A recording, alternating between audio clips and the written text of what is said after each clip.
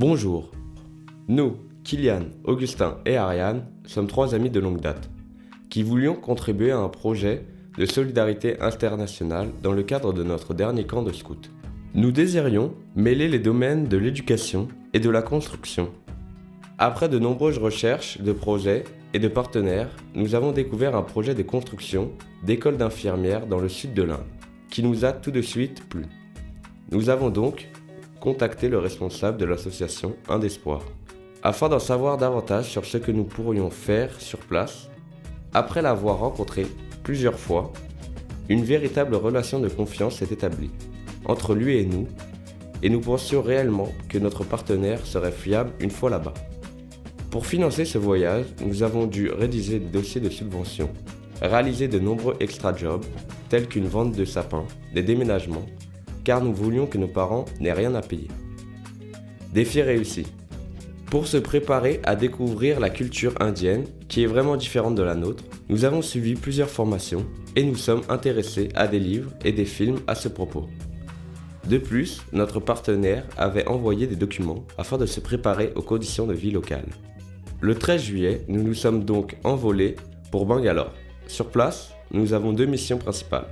Le matin, participer au chantier de l'école d'infirmières, située dans la ville d'à côté. Et l'après-midi, jouer avec les enfants du village et les aider à faire leurs devoirs. Nous logions chez des sœurs, dans un petit village situé en pleine campagne. Nous mangions et faisions la cuisine tous les jours ensemble, ce qui nous a permis de partager les conditions de vie locales. Les sœurs étaient chaleureuses et bienveillantes avec nous. Par exemple, lorsque nous sommes partis en voyage culturel, elles nous appelaient tous les jours pour s'assurer que nous avions bien mangé.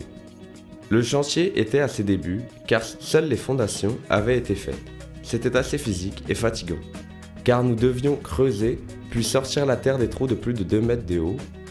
Mais comme il pleuvait souvent, le chantier était interrompu et nous n'avions pas le droit de nous y rendre. Nous nous sommes donc majoritairement occupés des enfants du village. Ils étaient une quinzaine. Ils avaient entre 5 et 15 ans.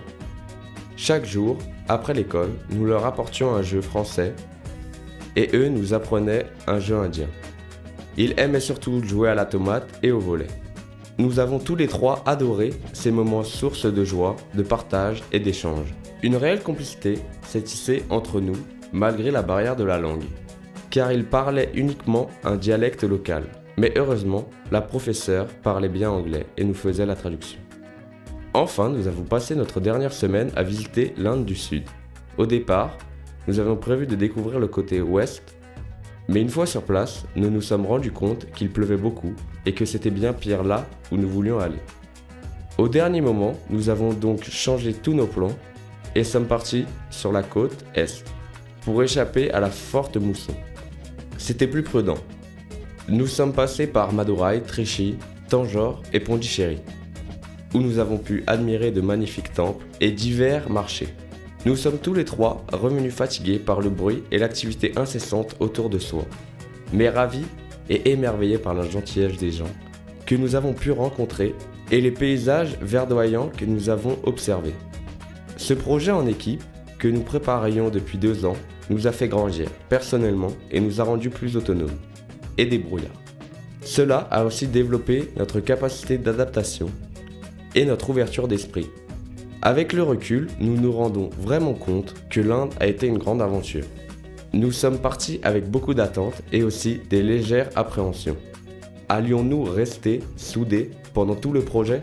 Les transports sont-ils fiables? Finalement, les choses se sont très bien passées.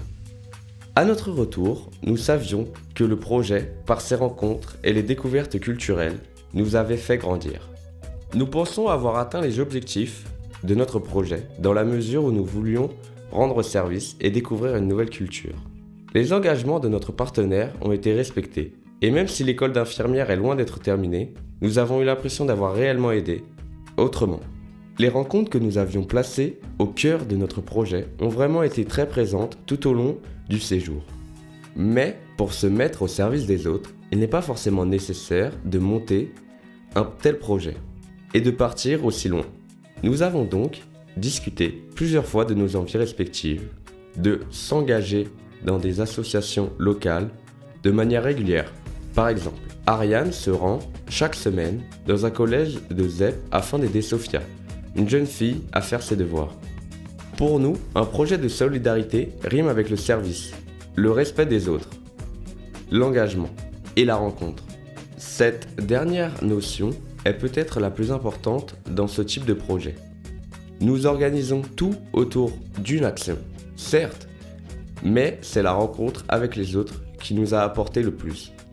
Nous avons réussi à créer de vrais liens, que ce soit avec les personnes qui nous hébergent ou les enfants que nous voyons tous les après-midi. Plusieurs fois, nous nous sommes fait inviter à prendre le thé ou un repas dans les familles du village, qui ne nous connaissaient pas, mais qui souhaitaient vivre un moment de partage avec nous.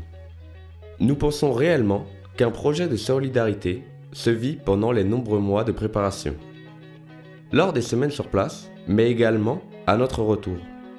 Car si nous n'avions pas connu des personnes qui avaient vécu un tel projet de solidarité, nous ne serions sûrement pas partis. Les témoignages que nous avons reçus furent donc des éléments déclencheurs, et nous espérons que notre témoignage aura le même effet autour de vous.